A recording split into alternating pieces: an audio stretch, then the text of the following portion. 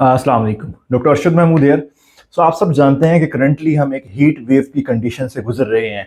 पाकिस्तान के different areas का temperature इस वक्त 45 डिग्री सेंटीग्रेड तक पहुंच चुका है और मज़ीद दिनों में बढ़ता भी नज़र आता है। अब इस इतने गर्मी के मौसम में जहां आप बहुत से मसाइल होते हैं, वहां एक मसला जिसको हम हीट स्ट्रोक कहते हैं, आप उसको रेगुलरली सुनते भी होंगे सोशल मीडिया पे, टेलीविजन्स पे और गवर्नमेंट की एडवाइजरीज के अंदर आपको हीट स्ट्रोक के बारे में बताया जा रहा होता है कि हीट स्ट्रोक से आपने क्या एहतियात करनी है, इसकी अलामात क्या होती हैं और फलां फलां। इस वीडियो के अंदर हम साइंटिफिकली देखेंगे कि हीट स्ट्रोक होता क्या है, ये क्यों होता है, इसकी अलामात क्या होती हैं और इसके हमने फर्स्ट एड या इलाज कैसे करना है, और इससे सबसे इंपॉर्टेंट ये है कि बचाव कैसे करना है। तो देखें, जब भी इन्वायरमेंट का टेम्परेचर बढ़ता है तो डेफिनेटली वो ह्यूमन बॉडी पे इफेक्ट करता है। जब इन्वायरमेंट का टेम्परेचर 45 डिग्री सेंटीग्रेड तक बढ़ेगा तो ह्यूमंस को डेफिनेटली वो इफेक्ट करता है। सिर्फ टेम्परेचर नहीं बढ़ता बल्कि साथ में जब हवा रुक जाती है और हवा के अंदर नमी नहीं होती तो ये जो फील्ड लाइक टेम्परेचर होता है वो उससे कहीं ज़्यादा हो जाता है, जो कि एक्चुअल इन्वायरमेंट का टेम्परेचर होता है। अब ऐसी कंडीशन में जब इंसानी बॉडी का टेम्परेचर एकदम बढ़ता है तो हमारे जो हीट कंट्रोल के डिफेंस मैकेनिज्म बॉडी के होते हैं वो फिर काम करना छोड़ देते हैं। अब कौन से मैकेनिज्म है जो इंसान की बॉडी के अंदर हीट को कंट्रोल कर देते हैं? तो उसमें सबसे बड़ा जो मैकेनिज्म है वो स्वेटिंग यानी पसीना आना है। नॉर्मली जब हमारे बॉडी का टेम्परेचर बढ़ता है तो ऑटोमेटिकली स्वेटिंग होती है। स्वेटिंग से जो हमारी हीट है वो इन्वायरमेंट के अंदर चली जाती है और हमारा जिस्म कूलिंग में रहता है। हमारे जिस्म का जो बॉडी टेम्परेचर है वो मेंटेन रहता है। लेकिन कुछ सिनेरियोज के अंदर ये हीट जो बॉडी का टेम्परेचर है जब एकदम राइज करे तो ये कूलिंग सिस्टम जो हमारी बॉडी का है वो बिल्कुल फेल हो जाता है, वो अपना काम करना छोड़ देता है और फिर बॉडी का टेम्परेचर एकदम ऊपर राइज करता है। ये कब होगा?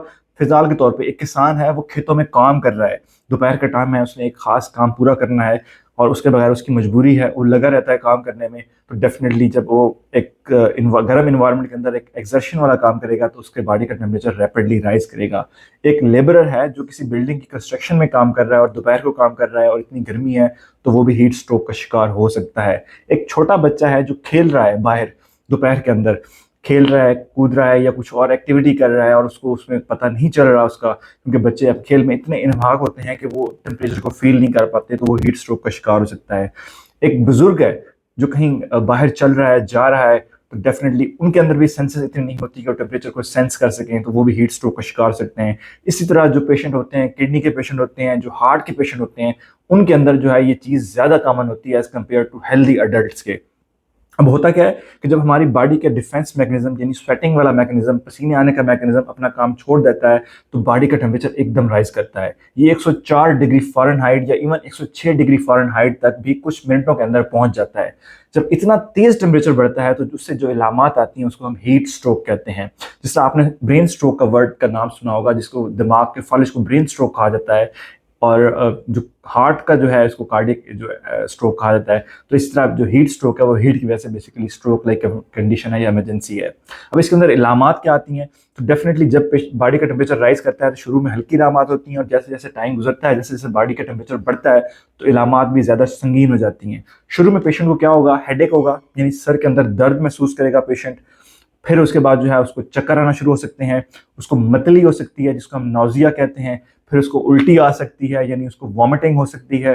और अगर यहाँ पे आपने उसको रिकग्नाइज नहीं किया, उसको पहचाना नहीं और आपने अपनी एक्टिविटी को रोका नहीं तो डेफिनेटली आप नेक्स्ट स्टेज में चले जाएंगे, जहाँ पे जो है वो जो शख्स है वो बेहोश भी हो सकता है, उसको झटके पड़ सकते हैं, उसका दिमाग और जिस्म के दूसरे अज़ा, क्योंकि जब बहुत टेम्परेचर बढ़ता है तो हमारा जिस्म फेल हो जाता है, हमारा दिल काम करना छोड़ सकता है, हमारे गुर्दे काम करना छोड़ सकते हैं, हमारा जिगर अपना काम करना छोड़ सकता है और विद इन आवर्स डेथ भी हो सकती है।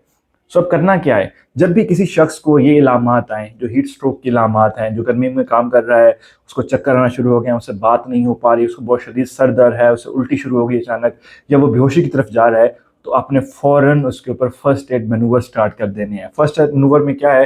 पहला स्टेप तो ये है कि क्योंकि इसकी ट्रीटमेंट जो है हीट स्ट्रोक की ट्रीटमेंट हॉस्पिटल के अंदर होती है, तो डेफिनेटली आपने रेस्क्यू जो भी आपकी अवेलेबल है उसको कॉल करनी है। जैसे पंजाब के अंदर रेस्क्यू 112 है तो डेफिनेटली आप उसको कॉल करें। अगर आप किसी देहात के अंदर हैं तो डेफिनेटली आपकी अपनी गाड़ी है तो आप उस पर पेशेंट को कोशिश करें कि लेके जाएं हॉस्पिटल, नहीं है तो आप किसी गाड़ी वाले को फ़ोन करें। मीनवाइल जब तक आप कोई स्पोर्ट या रेस्क्यू सर्विसेज आती हैं, आपने पेशेंट को खुद मैनेज करना है। आपने पेशेंट को वहाँ गर्मी वाली सिचुएशन से उठाना है और उसको जो है किसी शेडी एरिया यानी सायादार जगह पर लेके जाना है। वो सायादार जगह कोई दरख्त हो सकती है, वो सायादार जगह कोई बिल्डिंग हो सकती है, और सबसे बेहतर ये है कि अगर कहीं पे एसी वाली जगह है, ठंडी जगह है, तो वहाँ पे उस शख्स को लेके जाएं। सेकंड ये है कि आपने उसको कूलिंग करनी है। कूलिंग जो है इसका सॉल्यूशन होता है, कूलिंग करना ही इसका हल है। कूलिंग कैसे कर सकते हैं पेशेंट की आप? सबसे बेहतर तो ये है कि अगर तो आपके पास जो है वो बर्फ अवेलेबल है, बर्फ के ब्लॉक्स अवेलेबल है, तो आप एक टब लें, उसके अंदर बर्फ डालें और उसके अंदर जो है वो उस पेशेंट को डाल दें ठंडे बर्फ के उसके अंदर, तो उसका टेम्परेचर रैपिडली कूल हो जाएगा। अगर बर्फ के ब्लॉक्स इस तरह की चीज़ें अवेलेबल नहीं है, तो आप बर्फ के पीसेज लेके उस पेशेंट के चेहरे, उसके माथे के ऊपर, उसके चेस्ट के ऊपर, उसके एक्जिला के अंदर, उसकी थाई के ऊपर, मतलब जिस्म के डिफरेंट एरियाज के ऊपर आप बर्फ के पीस रखें, उसको उठाएं और उसको कूल करें। अगर ये भी अवेलेबल नहीं है तो आप ठंडा पानी होता है वो पेशेंट के ऊपर डालें, उसको उससे नहला दें, उसके कपड़े भिगो दें और ठंडे पानी की पट्टियाँ जो है उसके जिस्म के मुख्तलिफ हिस्सों के ऊपर फेरें आप। और साथ में जो है वहाँ पे अगर आपको अवेलेबल है तो पेडिस्टल फैन ऑन कर दें, नहीं तो आप पंखा जो किसी भी तरीके से उसके ऊपर हवा जो है हवा करें, ताकि उससे उसकी वेंटिलेशन हो और उसकी हीट जो है वो डिसिपेट हो, हीट बॉडी से बाहर की तरफ इन्वायरमेंट को निकले। जैसे ही इमरजेंसी सर्विसेज आती हैं, आपने फौरन उसको फिर लेके हॉस्पिटल जाना है। सो कूलिंग जो है वो फर्स्ट एड है। जैसे पेशेंट अगर होश में आता है तो फिर आपने उसको जो है वो लिक्विड ऑफर करना है, पानी पिलाना है, और पानी से बनी डिफरेंट चीज़ें जैसे शिकंजीन वगैरह देनी है। लेकिन बेहोश होगा तो आपने पानी उसको नहीं देना। अब इंपॉर्टेंट क्वेश्चन ये है कि हमने अपने आप को हीट स्ट्रोक से बचाना कैसे है। सो कुछ जो लोग हैं वो इसके ज़्यादा रिस्क पे होते हैं, जिसके अंदर हमारे एल्डरली यानी बूढ़े लोग हैं, बच्चे हैं, और फिर जो कार्डियक पेशेंट हैं, जो गुर्दों के मरीज़ हैं या कुछ जिगर के मरीज हैं, तो वो तो डेफिनेटली एट रिस्क होते हैं, तो उनको ज़्यादा केयर करनी पड़ती है। अब केयर क्या करनी है, इसमें इंपॉर्टेंट ये है कि आप अपनी हाइड्रेशन का ख्याल रखें। डेफिनेटली स्वेटिंग जो है वो हीट कंट्रोल करने का सबसे इंपॉर्टेंट मैकेनिज्म है, तो अगर आपकी हाइड्रेशन अच्छी रहेगी तो हीट स्ट्रोक होने का चांसेस कम से कम है। सेकंड ये है कि अपना एक्सपोजर हीट का कम करें, खास तौर पर 12 बजे से लेकर 4 बजे तक गर्मी में बाहर ना निकलें, गर्मी वाला काम ना करें।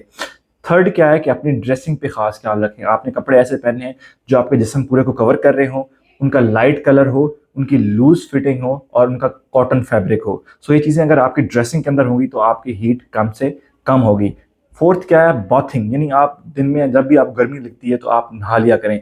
नहाने से क्या होगा कि आपकी बॉडी की जो हीट है वो इन्वायरमेंट में डेसिपेट हो जाती है, आपका बॉडी टेम्परेचर कम हो जाता है और कम से कम रिस्क होता है कि आपको हीट स्ट्रोक का शिकार हो। Thank you.